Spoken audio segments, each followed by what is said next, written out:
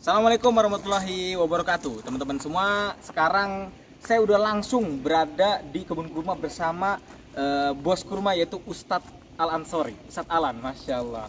Ustadz, gimana kabarnya Ustadz? Alhamdulillah Ustadz. Ini yang di tangan saya teman-teman adalah semua dokumen-dokumen penting dalam mengimpor kurma. Kalau ini lenyap, wah, ngeprint ulang. Iya, nggak semudah itu ya, Khi. Memang ini dokumen yang terjaga. Ini ada kurang lebih ada berapa dokumen, Ustaz? Ada 6 dokumen. Ada 6 dokumen, tapi nggak boleh terlalu diliatin. Intinya dokumen resmi semua ini.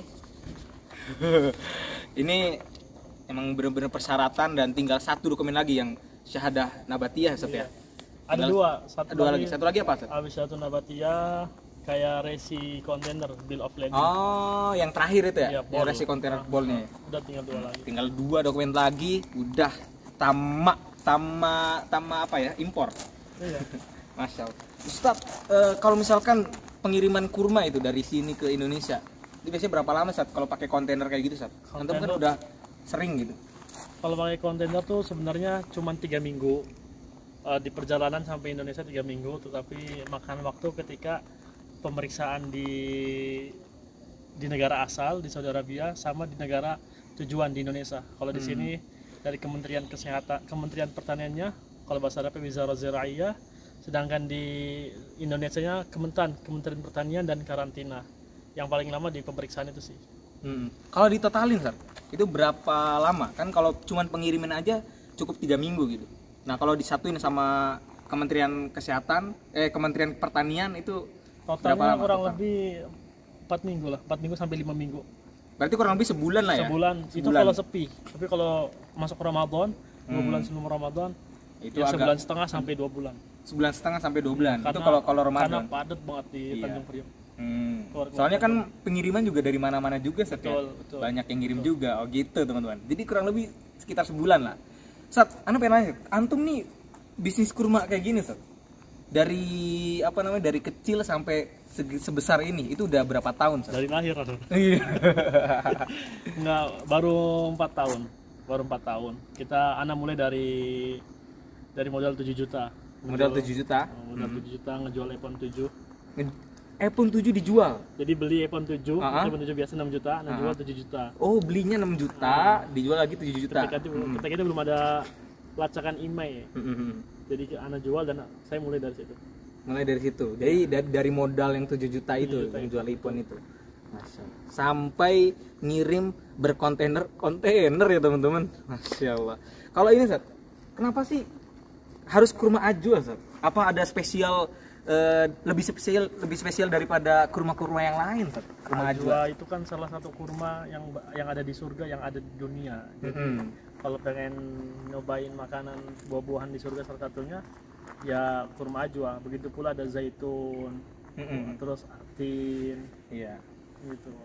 Oh gitu ya, teman-teman. Makanya di hadis juga ada ya. Di hadis juga ada mentasabbaha bi sab'i tamaratin lam yadurruhu dzalikal yaum summu wala sihrun. Barang siapa yang di pagi hari mengkonsumsi 7 buah kurma, maka di hari itu tidak akan terkena racun dan sihir. Tapi kalau tidak ada kurma ajwa, pakai kurma apapun bisa. Yang penting kurma. Karena ada hadis yang lain yang mengatakan hanya kurma saja. Jadi ada hadis yang umum yang untuk hanya kurma saja, tapi ada hadis yang lebih khusus ajwa. Ke ajwa. Masya Allah. Gitu. Gini, Sat, yang terakhir, Sat, pertanyaan terakhir. Kan kalau di Indo nih biasanya kita order kurma ajwa gitu kan. Fotonya bagus. Ternyata yang datang jelek barangnya gitu. Maksudnya gimana sih, Sat, caranya untuk membedakan gitu? Kira-kira ini kurmanya bagus atau jelek gitu kan? Apakah bisa dilihat dari foto? Apa gimana, Sat? Apa cuma dari pengalaman orang? Sebenarnya kurma ajwa tuh kita nggak bisa ngelihat dari foto, Sat. Jadi makanya kita butuh namanya jaminan dari sang pembeli. Karena ketika pas pertengahan pandemi banget, itu kan masuk Ramadan kan. Saya juga beli kurma. Saya beli 100 kilo, kurmanya bagus-bagus diliatin. Iya. Sampai Indonesia yang bisa dijual itu satu kardus 10 kilo cuman 3 kilo doang yang bisa dijual. 7 kilonya Anda bagi ke tetangga. Nggak bisa dijual. Bagi-bagiin. Makanya dari itu ketika misalkan Anda jual ke siapapun, kita ngasih jaminan 3 kali 24 jam. Gitu. Jadi dan bisa ngajukan refund selama 3 kali 24 jam. Itu kalau misalkan kurmanya jelek gitu. Kurmanya jelek kan. Tapi alhamdulillah sih selama ini belum pernah ada yang komplain gitu kan. Ya komplain 1 2 3 kutuan itu wajar karena kita tidak pakai ini ya, tidak pakai bahan pengawet gitu. Jadi original langsung mentik dari pohonnya gitu ya. Karena kan ada saatnya kurma yang diolah dulu, dikasih pengawet dulu kan ada. Kalau ini kan langsung metik dari petani kurmanya gitu ya. Jadi ya sebenarnya kesalahan yang beli juga kadang naruh kurmanya di tempat biasa. Itu dia. Harusnya ditaruh kulkas, suhu kulkas. Suhu kulkas ya. Itu kulkasnya wajib freezer apa enggak, Tat? Enggak, justru kalau freezer tuh bikin rusak kurma ajwa. Jadi kurma ajwa kan kurma yang kering. Kurma sukari, kurma basah. Jadi bagusnya kita kalau kalau masuk nyimpen kurma ajwa itu di suhu kulkas, kayak suhu minuman gitu. Ya, jadi dingin tapi enggak freezer gitu ya. Tepatnya 2 Celcius sampai 7 Celcius.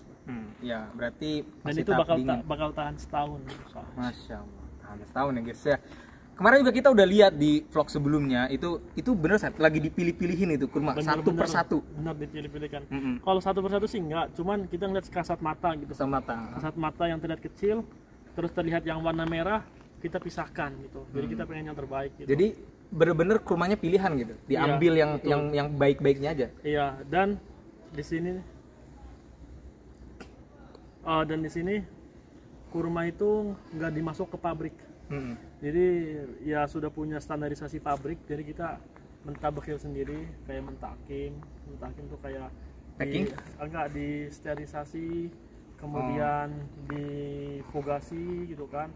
Pokoknya di syarat-syarat yang harus kita lakukan dari Kementerian Pertanian sudah kita lakukan. Dan kita benar-benar, maksudnya tanpa masuk pabrik dulu ya? Kenapa nggak masuk pabrik? Karena kalau masuk pabrik, jadi kita menaruh kurma di pabrik. Setelah itu nanti ada kurma lain juga masuk ke pabrik, masuk kurma lain dari pabrik, dan kita nggak bisa memeriksanya. Dan kadang mereka mempacking asal-asalan, kadang tercampur kurma ajwa sama kurma safawi yang mirip. Iya, itu dia. Kasian, karena kan harganya juga beda. Banget harga beda. Termahal ajwa. Iya. Sebenarnya ada yang mahal, mejol jenisnya gitu kan. Cuman kurang laku karena apa? Tidak ada keutamaan dalam hadisnya. Iya benar. Kalau kurma ajwa emang udah keutamaan dalam hadis dan juga salah satu kurma di surga yang ada di dunia ya. Betul. Jadi gitu teman-teman. Jadi kurma ajwa tuh nggak bisa hanya dilihat dari gambar gitu ya. Jadi harus ada jaminan dan harus ada orang berpengalaman yang beli di toko tersebut. Benar tak ya? Jadi bagusnya kalau semua beli kurma ajwa, jangan tergiur dengan harga yang murah. Yang murah terus kualitas bagus ada, tapi jarang. Tapi rata-rata yang bagus itu pasti agak sedikit mahal. Tapi kalau terlalu mahal juga lebih baik jangan. Tapi bagusnya yang paling terpenting siapa? Minta jaminan dari sang pembeli gitu. Kalau seumpama ana beli ke antum kurma ajwa, ana minta Ustaz Afif, saya beli 100 kilo, saya minta jaminannya 3 hari, saya mau ngecek kurmanya bagus apa enggak. Kalau bagus, saya lanjutin beli. Lanjutin beli dan nggak minta refund. Kalau nggak bagus, bisa minta jaminan refund. Dan itu sedikit banget penjualan kurma ajwa. Penjual kurma ajwa yang seperti itu. Kenapa?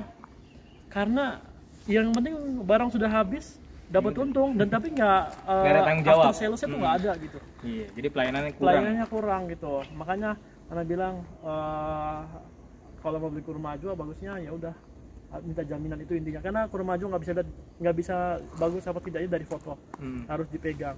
Dan juga mungkin ada orang yang berpengalaman gitu yang beli di toko. Betul. Gitu teman-teman. Nanti kalian saya kasih gambarnya deh, bagi kurma yang gimana sih yang covernya punya Ustadz Alan nih. Nanti saya kasih gambarnya. Mungkin gitu aja teman-teman di vlog kali ini. Nanti kalau seumpama ada yang mau beli, hubungi Ustadz Afif. Masya Allah, beliau bisa dibilang penjual sukses. Masya Allah, tabarakallah. Walaupun tidak masalah kalau seumpama beli ke saya, cuman susah dihubungin kalau saya gitu kan. Karena kita sudah terikat gitu, dan nggak boleh potong jalur, kecuali beli mungkin setengah kontainer. Setengah kontainer itu berarti harus beli 12 ton, atau seperempat kontainer harus 6 ton, dan cash di depan. Sedangkan kalau agent sama distributor itu kita punya kebijakan tersendiri gitu.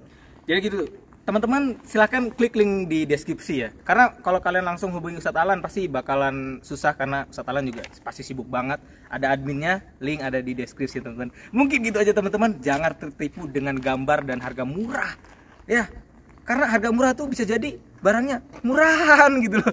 Saya Muhammad, kalau ada salah kata mohon maaf. Assalamualaikum warahmatullahi wabarakatuh. Betul sih, itu emang kurma aja nggak bisa digituin.